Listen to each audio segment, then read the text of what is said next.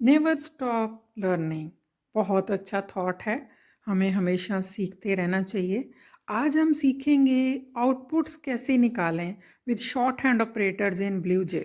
Dear children, आज हमारा है टॉपिक ऑपरेटर्स। उसमें हम एक पर्टिकुलर टॉपिक के ऑपरेटर्स जो हैं उसके आउटपुट्स के बारे में बात करेंगे।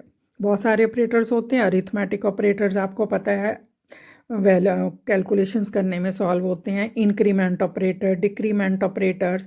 हमारा जो आज का टॉपिक है वो है हमारा short hand operators. Short hand operators में हमारा आता है plus equal, minus equal, multiply equal, slash equal, modulus equal. ये हम तो आज हम सीखेंगे कि इसको हम कैसे सॉल्व करेंगे, इसके रूल क्या हैं। अगर हम रूल फॉलो करेंगे तो आंसर क्या आएगा, अगर रूल फॉलो नहीं करते हैं तो आंसर हमारा रॉन्ग कैसे आएगा। तो ये सारा हमने आज इस वीडियो में देखना विद एग्जांपल्स। बहुत सारी एग्जांपल्स हैं जो हम इसको एक्सप्रेशंस को सॉल्व करेंगे। तो वीडियो को ध्यान से देखना। Are some rules to solve short hand operators. Write the whole expression in parenthesis. उसके बाद सबसे पहले पैरेंथेसिस को सॉल्व करें। सबसे इम्पॉर्टेंट जो है वो ये है कि आपको फॉलो करना है। क्या फॉलो करना है? Operator presidency and associativity. कौन सा ऑपरेटर पहले सॉल्व होगा, कौन सा बाद में सॉल्व होगा। उसके बाद आपको ध्यान रखना है डाटा टाइप का, कि डाटा टाइप डबल है, आईएनटी है, कौन सी है, एरर आएगी नहीं आएगी। उसके बाद जो आप मिस्टेक करते हैं वो करते हैं इंटीजर डिवीज़न में। इंटीजर डिवीज़न में जो आंसर इंटीजर आता है, अगर both are integer answer will be integer, उसको डबल में नहीं करना है। उसके बाद आपका इंक्रीमेंट डिक्रीमेंट जो है वो पहले सॉल्व होंगे, अरिथमेटिक ऑपरेटर्स बाद में सॉल्व होंगे।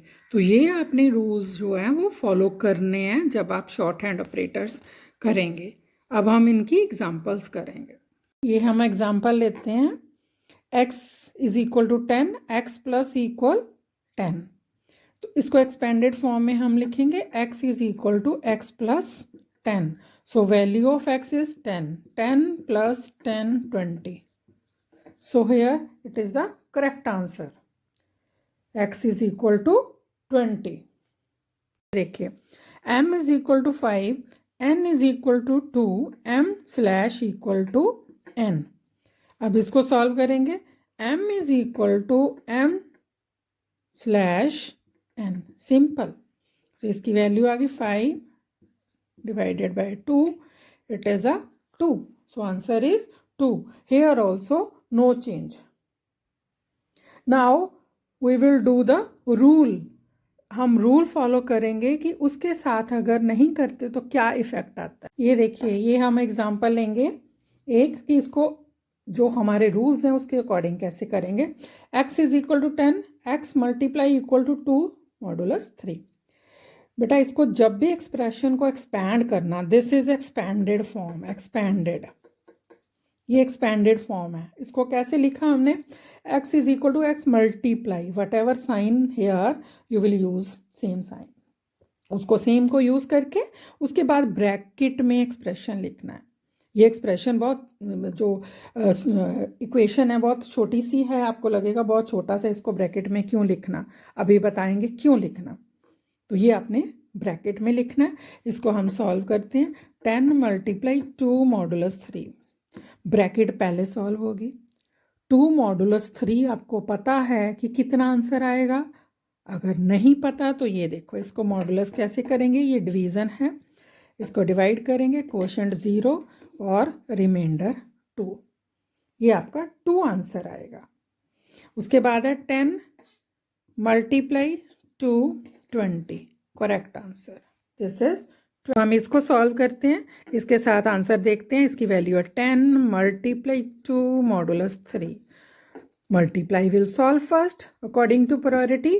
तो ये आ गया 20 मॉडुलस 3, आंसर आ गया 2। ये आंसर रॉन्ग आंसर। सो जब भी आपने शॉर्ट हैंड ऑपरेटर्स को सॉल्व करना है उसको ब्रैकेट्स में लिखना है, ब्रैकेट में सारे एक्सप्रेशन को लिखना है, उसके बाद आपका ये सॉल्व होगा करेक्ट आंसर। ये देखिए, मैंने 2 एग्जांपल्स लिखी हैं। नॉट डू एग्जाम्पल, एग्जाम्पल एक ही है। ये हम करेंगे अकॉर्डिंग टू रूल्स। सेम मैंने इधर लिखा है कि हम देखेंगे कि इफेक्ट जो है वो कैसे आता है। हमारा रूल है m is equal to m multiply m modulus n। ये हमने लिख लिया। अब हम इसको सॉल्व करते हैं। तो इसकी वैल्यू जो है हमारी है 5 मल्टीप्लाई 5 मॉडुलस 2। तो यहाँ पे हमारा जो आंसर आएगा, पहले ब्रैकेट सॉल्व होगी, उसका आंसर जो आएगा हमारा 5 मॉडुलस 2 विल बी 1। तो 5 multiply 1, answer is 5। So this is the correct answer. ये करेक्ट आंसर हमारा बना। अब हम देखते हैं कि इसमें हमने जो किया है वो कैसे करेंगे।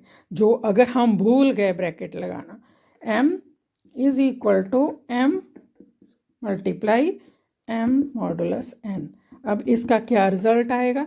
इसका आएगा 5 multiply 5 modulus 2। So according to rules of priority the multiply sign will solve first. तो ये आ गया 25 मॉडुलस 2, तो आंसर आ गया 1। So this is the wrong answer.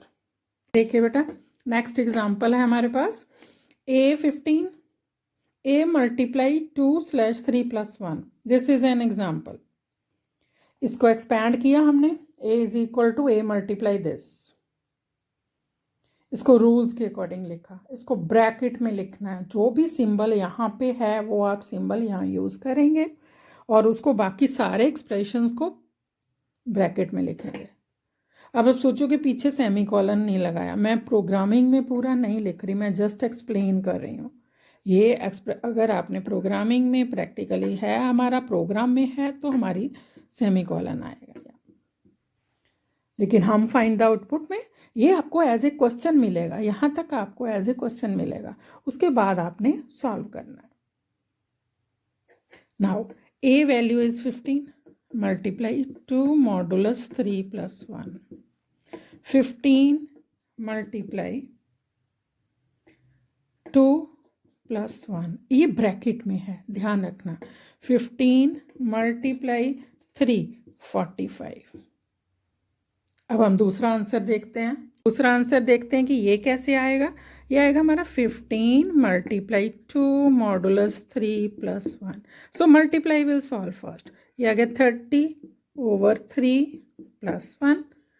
Division will solve, then it is a modulus will be 0 + 1 1। So this is the wrong answer. एक और example हम लेते हैं।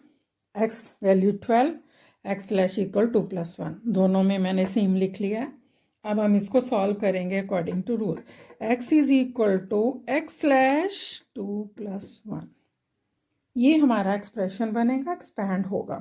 Bracket will solve first. So इसका आंसर आ गया हमारे पास 12/2 + 1।